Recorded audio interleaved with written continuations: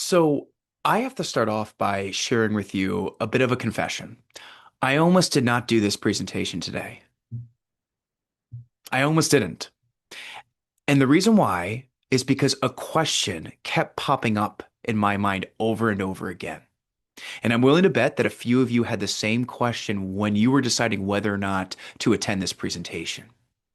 So here it is. Here's the question. Do we really need another resilience presentation? Do we really need one? I mean, it is everywhere I go now. And I'm sure you've seen it too. Every conference I attend, rest assured, there's going to be at least 2 to 3 presentations on kids and resilience. In fact, I'm pretty sure at this conference alone, there are 2 other presentations on resilience.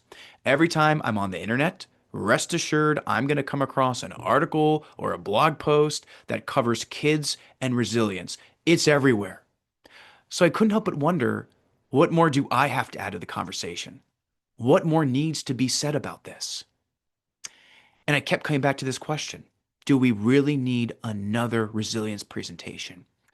So here's my answer to that question. I think we do. I really think we do. And here's why. We have gotten really good about talking about resilience. We know a lot about what resilience is. We know a lot about how to define resilience, how to quantify resilience. We know a lot about why resilience is so important in kids. We know a lot about that. But what we really don't talk about is how. We don't talk about a roadmap. We don't talk too much about, okay, we know resilience is important, but what do we do as adults, as caregivers, to help children actually develop it? We don't talk too much about that. And this got me thinking. In our field, and by our field, I mean the field of psychology, psychiatry, or just in general, the field of behavioral health, we have this pattern.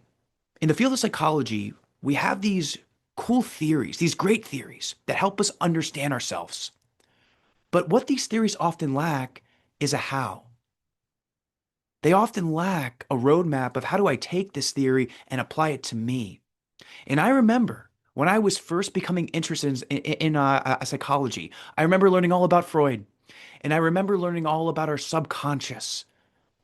And I remember thinking to myself, okay, how do I discover my subconscious? How do I make my unconscious thoughts, wishes, and desires? How do I make them conscious? And I never got that answer. I remember learning all about Erik Erikson's stages of human development, which is a great theory. And boy, if you were like me, the first time you saw this chart, your eyes went right down here.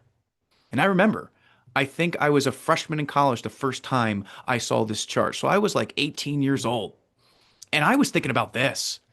I looked down to this very last stage and I would ask myself in my head, how do I live a life so that when I'm an old man, when I'm on my deathbed, I can look back on my life and feel like I have integrity and not despair?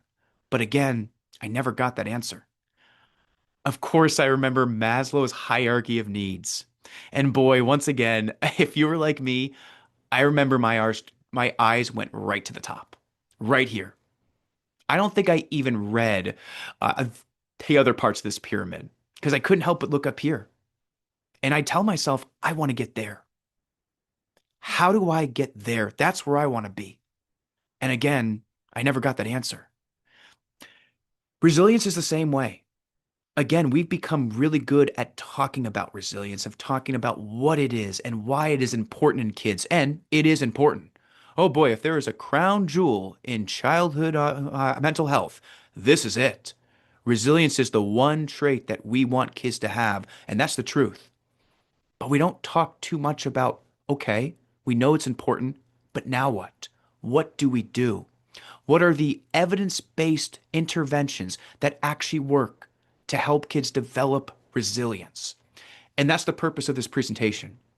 We're done talking about resilience. In this presentation, we're going to talk about what actually works. How do we as adults, as caregivers who are invested in children, how do we help kids develop resilience?